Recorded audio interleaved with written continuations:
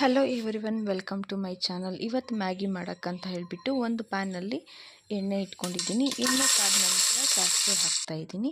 ಸಾಸಿವೆನೂ ಇದಾಗಿದ್ಮೇಲೆ onion ಹಾಕ್ಕೊಂಡು onion ಸ್ವಲ್ಪ fry ಮಾಡಿಕೊಂಡು ಆನಂತರ ಕ್ಯಾರೆಟ್, ಬೀನ್ಸ್ ಮತ್ತು ಕ್ಯಾಪ್ಸಿಕಮ್ ಕಟ್ ಮಾಡಿಟ್ಕೊಂಡಿದ್ದೆ.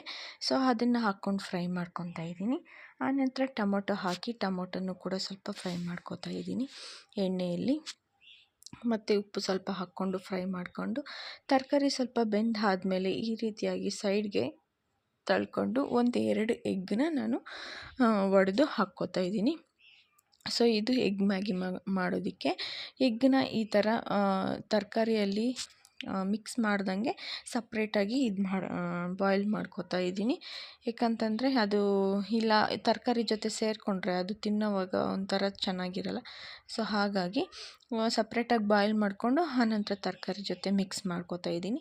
ಈಗ ಉಪ್ಪು, ಖಾರ, ಅರಿಶಿನ ಪುಡಿ, ಹಾಗೆ ಧನಿಯಾ ಪುಡಿ ಮತ್ತು ಗರಂ ಮಸಾಲ ಸ್ವಲ್ಪ ಹಾಕ್ಕೊಂಡು ಅದನ್ನು ಸ್ವಲ್ಪ ಟೈಮು ಫ್ರೈ ಮಾಡ್ಕೋಬೇಕು.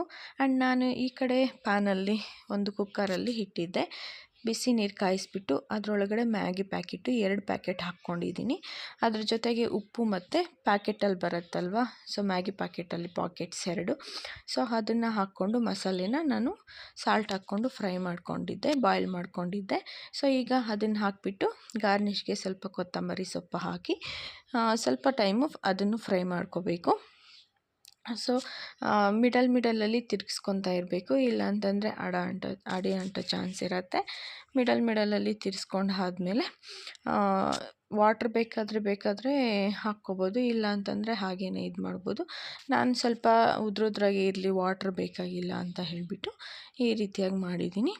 ಸೊ ನೀವು ಬೇಕಾದರೆ ವಾಟ್ರ್ ಕೂಡ ಆ್ಯಡ್ ಮಾಡ್ಕೋಬೋದು. ಆ್ಯಂಡ್ ಇವಾಗ ಚೆಕ್ ಮಾಡ್ಕೊಳ್ಳಿ, ಉಪ್ಪು, ಖಾರ ಎಲ್ಲ ಕರೆಕ್ಟಾಗಿದೆಯಾ ಅಂತ ಚೆಕ್ ಮಾಡಿಕೊಂಡು ಇನ್ ಕೇಸ್ ಸಾಕಾಗಲಿಲ್ಲ ಅಂತಂದರೆ ನೀವು ಆ್ಯಡ್ ಮಾಡ್ಕೋಬೋದು. ಸೊ ಐ ಹೋಪ್ ಈ ವಿಡಿಯೋ ನಿಮಗೆ ಇಷ್ಟ ಆಗಿದೆ ಅಂತ ಅಂದ್ಕೊಳ್ತಾ ಇದ್ದೀನಿ. ವಿಡಿಯೋ ಇಷ್ಟ ಆದರೆ ಲೈಕ್, ಶೇರ್ ಆ್ಯಂಡ್ ಸಬ್ಸ್ಕ್ರೈಬ್ ಮಾಡಿ.